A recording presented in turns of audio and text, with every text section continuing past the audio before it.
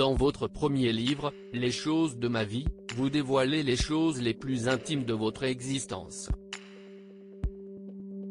Comment est venue l'idée de l'écrire? Laurie Pestet, si est-il venu d'une frustration lorsque j'écrivais mon album.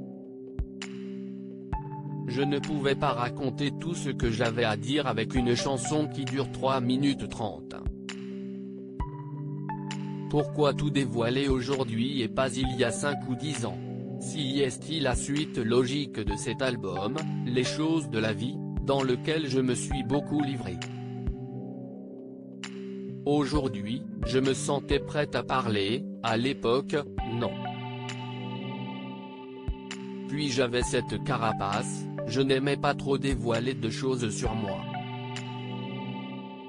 Avec ce livre, vous laissez tomber votre carapace comme jamais.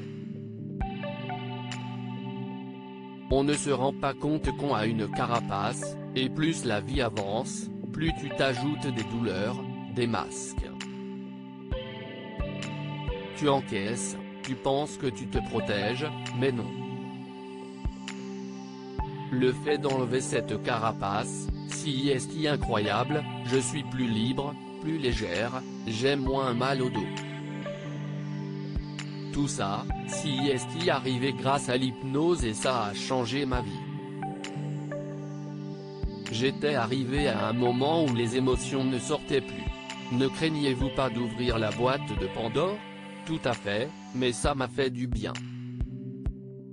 Pour l'instant, les retours sont positifs, mais si est-il vrai que quand je me suis retrouvé devant ma feuille, c'était étrange. Je voulais me livrer, mais j'avais peur. Puis je tenais à vous dire que si est aussi grâce à vous, Téléstar, que je me suis lancé dans l'écriture. La chronique que j'écrivais pour votre hebdomadaire sur Demain nous appartient, il y a quelques mois, m'a vraiment donné envie d'écrire et de trouver un style. Ça m'a ouvert les yeux.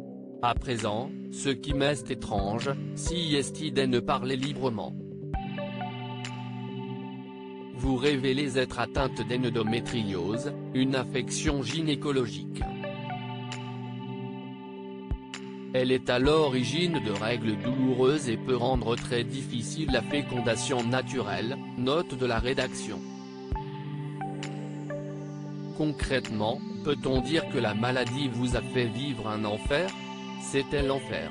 Si est une maladie qui provoque de fortes douleurs, mais j'ai eu des traitements, des opérations. Justement, ces opérations vous ont redonné espoir? Oui. Et ça m'a sauvé aussi car des nodules allaient attaquer certains organes. Si je n'avais pas été opéré en urgence, ça aurait pu être très grave.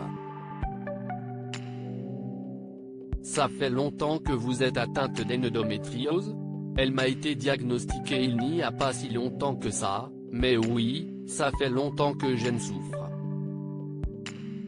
Quand j'étais en tournée, je prenais des antidouleurs pour tout supporter. Les dernières années, je devais planifier mon agenda en fonction de mes douleurs. J'avais mal 3 semaines sur 4. Je m'étais habitué à la douleur, et le jour où j'ai reçu un traitement, ça a tout changé. Si est suite à votre rencontre avec Laetitia Milo que vous avez décidé de parler. Quel a été son rôle? Je l'ai rencontré lors du tournage d'un clip. Ce jour-là, je lui ai parlé dans un coin et je lui ai tout dévoilé. Elle m'a aiguillé et mise en contact avec EndoFrance, association française de lutte contre l'endométriose. N'avez-vous pas peur de devenir porte-parole de cette cause? Non, car il y a déjà Laetitia Milo, qui est une très belle marraine.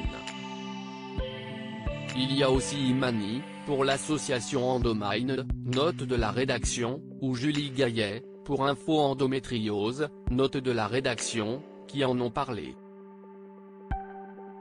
Mais si je peux aider quelques personnes, ça serait super. je veux aussi mettre en lumière le fait que l'on ne peut pas congeler nos ovocytes en France. Les pays voisins le font, pas nous. Puis il y a un réel manque d'informations. Moi, j'ai eu la chance de les faire congeler à Barcelone, mais toutes les filles ne peuvent pas le faire. Avez-vous décidé de tenter une fécondation in vitro? J'ai un emploi du temps tellement chargé. J'ai fait congeler mes ovocytes en décembre en Espagne, mais je dois recommencer, car on n'a pas pu m'en congeler assez à cause de mon traitement pour l'endométriose. Là, je les congèle, mais je voudrais surtout avoir un enfant naturellement. Et pour cela, il faut que j'arrête mon traitement sur un temps donné. Une fois, le traitement arrêté, je n'aurai que 3 mois pour tenter d'avoir un enfant. Mentalement, vous êtes-vous préparé à la possibilité de ne jamais avoir d'enfant? Oui, je me le suis déjà dit, mais je suis assez positive, et je sais que l'adoption peut aussi être une solution. En parlant d'enfants, dans votre livre, vous évoquez le rôle de belle-mère que vous avez eu lors d'une ancienne relation amoureuse. Oui, et j'ai adoré être belle-mère. Si est un rôle assez cool. Et j'ai eu de belles relations avec ses enfants. En Espagne, vous étiez accompagné d'un homme. Enfin le bon? Si est bien parti, je touche du bois. Elle touche la table en bois. Avez-vous déjà envisagé de faire un don d'ovocytes à quelqu'un dans le besoin? J'aimerais bien, mais je n'en ai déjà pas assez pour moi. Parlons d'un sujet moins lourd. Clément Rémien, votre camarade dans Demain nous appartient, va faire Danse avec les stars. Oui. Je lui ai conseillé de s'amuser, de prendre ça comme une superbe expérience de la vie. Moi, je suis toujours en contact avec Christian Millette, mon danseur. Si est bien la preuve qu'on se fait des amis dans l'émission. Et vous nous aviez parlé d'une possible tournée en 2019. Oui, et elle est en préparation. Il y aura des dates en début et en fin d'année. Et concernant un nouvel album et de nouveaux titres, peut-être. Pour l'instant, je suis sur le livre, mais je note des idées, je fais des petites listes.